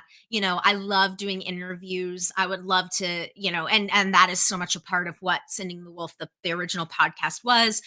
So maybe Monday is like the chat day, and whether it's us doing this and just Q&A, or whether I have a guest. And then Thursday is news day, where we like actually talk about news. And so horror news and Collider Nightmares is like a lot of that. So yeah, I'm still trying to figure it out, but I think what this live stream and these live streams and Sending the Wolf is going to be an amalgamation of all the shows I've created before. Yeah, but I loved doing Collider Nightmares. That was, in a lot of ways, that was a dream job. And it paved the way for the work I did at AMC, and I really love that stuff. So, yes, there will be plenty of horror talk coming in Sending the Wolf. Okay, oops, what did I just do? All right, next question. Yeah, so Nick Mitford asks, fan from all the way back. Nick, are you in the chat right now? Thought Nick was here maybe earlier. Oops. Okay. So Nick says, fan from all the way back in the nope. AMC days. Always love your insights in the movie. Any podcast plans? So I'm sorry, y'all. I injured my shoulder a couple of months ago, and every now and again, something happens and it hurts very badly. Sorry about that. So I don't know. Yes is the answer. Yes, I do want the live stream to turn into um one of the live streams to turn into a podcast of some kind. Right now I'm leaning towards the news podcast. Um Dumois, there's I love Dumois and I love Du's Do You podcast. It is not a golf injury. Another Mr. Lizard. I wish it was a golf injury. I wish it was in this much pain because I did something that was fun. No, it was just a stupid injury that I didn't even realize I had done it when I did it, and I messed my shoulder up bad. Um, Anyway, I think the news show will end up being a podcast. So the Thursday stream will be a podcast. But I'm also open to ideas about like a podcast proper. I just don't know. I don't, I feel like there's so much crossover now with video and live shows and audio mediums. Like it's all just one thing now. So, and of course, I'm a big, like, I listen to a lot of Crooked Media's podcasts. I listen to a lot of Last Podcast on the Left and LPN Network. And they all kind of do different types of things in the audio medium, and so it's I think it's more acceptable now. But yeah, I'm figuring that out for sure. Um, yes, and Nick asked about the car commercial. Um, okay, LX15 says, when making a movie, what would you say is the most difficult part of the process? Finding the money. I am currently crowdfunding. I'm crowdfunding a film with Sam Levine, starring Sam Levine. It's a Thanksgiving slasher movie. We want to shoot the opening sequence, the first 10 pages. That can work on its own as a short. But but basically, and a lot of people are like, oh, like a proof of concept. And I'm like, well, not really. In theory, if we can raise this money, this is like actually the opening of the movie because it will have a nice budget and it will be the same consistent quality and it's self-contained in a lot of ways. So it's not really a proof of concept, but it kind of works on its own as a short film if that's all it ever becomes. But boy, this is just hard. Crowdfunding's hard right now in our industry. Getting people to open up their checkbooks, studios, streamers, production company to release funds, it's just harder than ever to get that financing. So I think, and listen, again, everybody always uses that old trope like, oh, well, everybody's got an iPhone, just go make a movie. And it's like, yeah, that's true, but also, at what point are you a working professional where you're like, yes, but I would like to pay a crew? I think that's, to me, the biggest thing is and it's something you guys have always known about me is like, I said it earlier in the stream, I would love to hire a producer for Sending the Wolf. I would love to pay a producer to do this, right? And so that's one of the biggest goals on the with the Patreon and like all of this is like, to pay a crew, to pay people to do their jobs because yes, we can always ask for favors and all of that, but like, at the end of the day, this is our career. This is our vocation. This is not like it's not just a hobby, is what I'm trying to say. So, to me, the most difficult part of making a movie is finding the money because I got to tell you, making a movie is hard, but it's fun. And I also think I'm very lucky that I came to it having been an actor, also having been a correspondent, and so I've been on sets, I've studied the process of movie making before I started making movies. And so myself and so but this part, the creative part, the crew part, the solving problems part, that's the part that I feel the most confident. Like I can solve any problem because I trust my crew or as long as everybody's safe and as long as everybody's healthy, like I'm not worried. Um maybe that's a little bit delusional as well. Maybe it's a little bit of inflated confidence, but I think you do need that if you're going to be a filmmaker. But that said, yeah, I think that's the fun part. Art is the fun part. The creating is the fun part. So yeah, finding the money definitely the hardest part. Okay, we did that one. Did that one. Uh lol. Yeah. What's something you wish you could tell yourself 10 years ago? A lot of things. 10 years ago, a lot of things. A lot of things I would tell myself. What I would do is I would go back in time just a couple of years to 2022 me as AMC's Fear HQ was winding down and I thought I'm gonna take a little break and I'm gonna not a break, but I'm not gonna continue my own shows. I'm gonna keep my head down. I'm gonna adapt this script. I'm gonna do my work and then I would have kept those shows going. That's what I would have told myself. I would have just kept the live stream going instead of starting it all back up again. Mirror Domain says, "What are you expecting from the I Know What You Did Last Summer reboot?" Oh my gosh. Mirror Domains, I have no freaking idea. I What are you all expecting from the I Know What You Did Last Summer reboot? Like seriously, what do you think this could possibly be?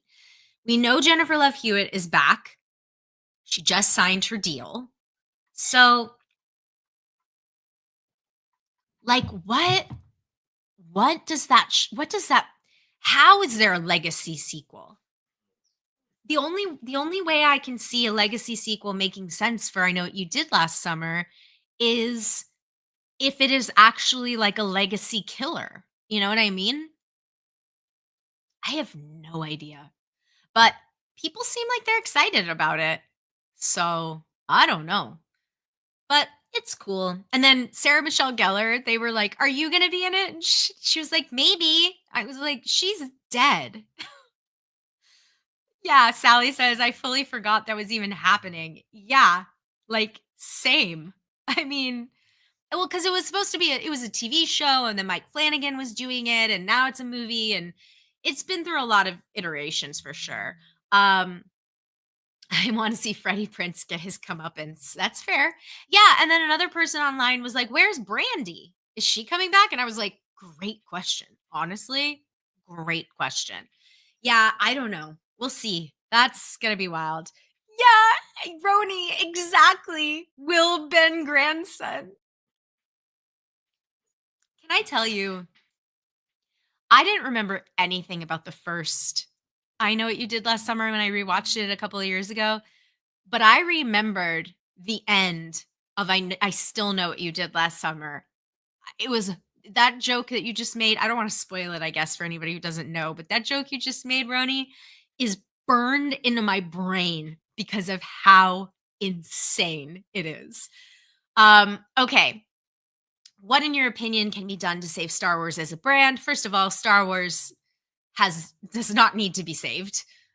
Star Wars is doing fine. Jim says Skeleton Crew is amazing.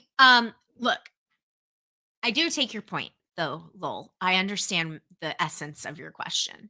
And the biggest thing that I think, and again, I am not, you guys know, I'm not a huge I loved I loved the old Star Wars movies. I really like The Force Awakens. I really like Last Jedi. I did not care for Rise of Skywalker. Couldn't get into Mandalorian. Like whatever. It's fine. Also, I have learned that as a nerd, not everything has to be for me.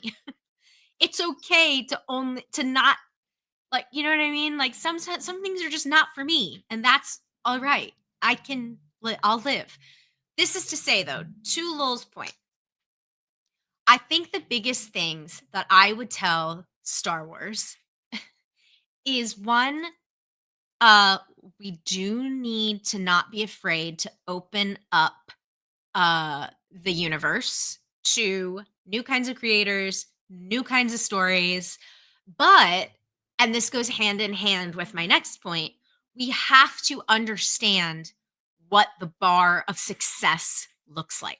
So even Acolyte, I read an article or I saw a headline, a quote last week or last week that an executive at Lucasfilm was like, actually, Acolyte did very well for us. However, it was also very expensive. So it didn't do well enough for us to continue it, but it did well. And that to me is the biggest thing. Um, and it goes across the board in the entertainment industry, quite frankly. We have got to learn how to tell smaller stories so that new voices and smaller stories can succeed. Because if the bar to success is being the biggest thing ever, so much is never going to clear that bar. And that sucks, right? Like that's not a world that I want to live in, you know? Jason says I liked Acolyte, not sure why it didn't do well, but that's the thing, Jason, is that like this executive said it actually did do well, but it was so expensive that it didn't do well enough to justify ordering a new season. And so I'm like, yeah, it's the same thing of like these streamers, you know, shooting a season of TV, dumping it on the platform, not promoting it, and then being like, "Oh, it didn't do well enough." Like there's a great example with of all things, The Babysitters Club, the Netflix series. And there's a great article out there where the showrunner and creator was like, "Look, Netflix was giving us general, vague, you know, things we had to hit. And it was my understanding that we actually hit those things. But for whatever reason, they said that the algorithm said that they didn't want to continue. And she was like, I can't hit the goal you ask me to hit if you don't tell me what the goal is. I can't if you especially if you keep moving the goalpost. Like, so I think that ultimately the measure of success for Star Wars, but also for everything in our industry right now, needs to be clarified, and it needs to, again, not everything has to be the biggest thing ever. There's value in letting stuff grow. There's value in things being pretty successful. You know what I'm saying? Like, I think that really, really matters. James, I saw your comment up there, and I'm gonna read it right now. But James says Babysitter Club was amazing. So sorry to see it canceled. And James says Andor is fun, deals with non-Jedi stuff, and tells some pretty unique but also distinctly Star Warsy stories. Yeah, like I love those type. I think that is the future of all of these franchises. Is just you have this whole universe. So don't be afraid to play in the whole sandbox, and that will also entice new fans. And I don't know, what do I know? Whatever. I Let's do just one or two more. Okay. Oh yes, of course. We gotta talk about 28 years later. Um, and yes, Jason, I do think they should lower the budgets on these Star Wars projects. I think they absolutely should. Um, yes, so Tom Berdinsky says, "Are you excited about 28 years later? And do you think Killian Murphy will have an important role?" So I do. I am, and I do. Um, I love that Danny Boyle is back directing this. I love that Alex Garland is back. I love that Nia DaCosta has already shot the second movie. What was it called? 28 years later, like Tower of Bones or something. Let's look it up. Nia DaCosta. DaCosta. Oops. What was it called? 28 years later, part two, The Bone Temple. Yeah, but Steve got it. There it is. Brian Knight says another great trailer. Yeah, I mean, the 28 years later trailer just blew the doors off of the internet. That nothing thrilled me more. I've been such a fan of these two movies for so long. I love 28 Days Later. I love 28 Weeks Later. They are very different but very cool movies. um, the opening of 28 Weeks Later, I don't wanna say what it is, but if you have I'm not searching online for Bone Temple. That's actually probably a good idea, Mr. Lizard. Um, but yeah, I think that the this franchise is so cool, and it is so disappointing that it never really it went any further than 28 weeks, later. And it's kind of the same thing with why it never came to streaming. Now, of course, that it's I think it's like just the rights and distribution and all of that got all tangled up. But now it is coming to streaming. But it was just so heartening and so exciting to see that the fan and the internet just in general, their response to this trailer, because I think this stuff is cool. I said this on Christian Parloff. I said this on Christian Harloff's show a couple weeks ago. But if you've never seen a movie called The Girl with All the Gifts, it's one of my faves, and to me, that is 28 months later. So it's like it's not in any way, shape, or form affiliated with the franchise, but in my head, that is 28 months later. So to me, that's the unofficial trilogy. And now 28 years, I guess, is part one, part two, part three. But Dark Side with Love says Star Wars is not doing fine, Wolf. Fair. Okay. I hear you. It's not doing fine. It's on life support. I'm sorry. You're right. Star Wars is over. It's never gonna be over. Also, that's another thing, by the way.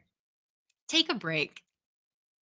I think that letting the audience miss something is not always a bad idea, especially if there's a little bit of spinning your wheels with the brand in general. ZSH says in theoretically AI could drastically bring down SFX costs in a few years, making the Star Wars property much more affordable to produce. Yes, that is true. And oh, but James says, I think that sounds terrible. Would rather see art made by humans. Yes, that is true. However, I do understand what ZSH is saying because obviously I am a lowly actor who is about to be replaced by the robots and I'm a writer. So who needs me? The robots are coming from, they have to be screenwriters too. But I think what ZSH is saying, and I have had similar conversations about sort of like the mechanics of it would, yes, it would. I know maybe it would make the tech cheaper, I think is what ZSH is saying. And that could in theory be not cost people jobs, but it has the ability to maybe make some of the tech cheaper. I don't know. But that's fair.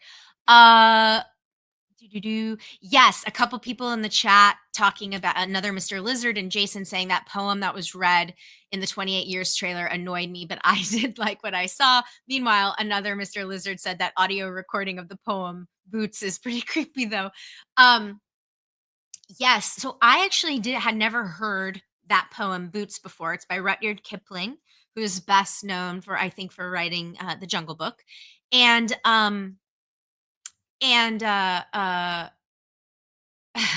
Here, that's funny, James. Um, but I didn't know that poem. I Then I went on a whole deep dive, and the recording that is in the trailer is an American actor, and I think it was recorded in like the 1920s, but it is. I listened to the whole thing and it was so creepy. And by the end of it, like I laid down on my bed and I pressed play and I listened and I closed my eyes. And when the poem was over and his recitation was over, I literally was opened my eyes and was like, wow, that was something. Like it's very powerful. You can listen to it on Wikipedia if you're interested. Rufus, baby. Oh my gosh, y'all. Are we getting a Rufus cameo? Hey, baby Rufus. That's a laundry room. You want to say hi to everyone? We're getting a Rufus cameo. He says hello. Ooh, now my camera is out of focus. He's mad that I have not been giving him attention. And so he was trying to escape through the laundry room door. So that's where we're at. This little guy, Rufus, is 14, going on 15, and he's a little old man. And he's saying, Mom, you've been talking to the computer for 2 hours. It's not fair. I need you to give me some attention. Usually, Rufus charges extra for an appearance fee. All of our Fear HQ friends know this. He says hi back, everyone. But yes, Boots scared the crap out of me. It was very jarring. Okay, let's answer one more question. Rufus has told me it is time to wrap this up. He is my unpaid intern. So I was saying I want to hire a producer. So right now I have this unpaid intern named Rufus the dog who comes in and says, "Okay, wrap it up." But I want to answer Gishgali's question. Gishgali says one Schmodown question. I have a theory that okay, I'm not reading that out loud. uh I don't what I'll say about the Schmodown is that yes, yes, H Rufus has left the building. What I'll say about the Schmodown and like the evolution of the Schmodown is I do think that a lot of it became a game of memorization. Um and not about recall or about trivia or about fandom. That said, though, I mean, maybe that was the Gishgali says Mark Riley agreed with my theory, FYI. I believe you. I don't disagree with your theory. But I do think that the show can only go on so long with the same competitors, with our wealth of knowledge. And then maybe you do have people coming in and memorizing stuff and like, I don't know. I wouldn't, I guess what I'm saying is the diplomatic answer is I would not attribute the change in the Schmodown to one player, one person in particular. I do think it was just kind of the natural. progression. It's going to get a little sticky, a little weird, you know.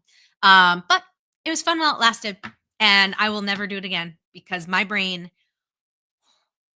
just I nope, I do not have the recall like I used to. Sam, Rachel, and I play bar trivia, movie bar trivia sometimes, and that is enough for me.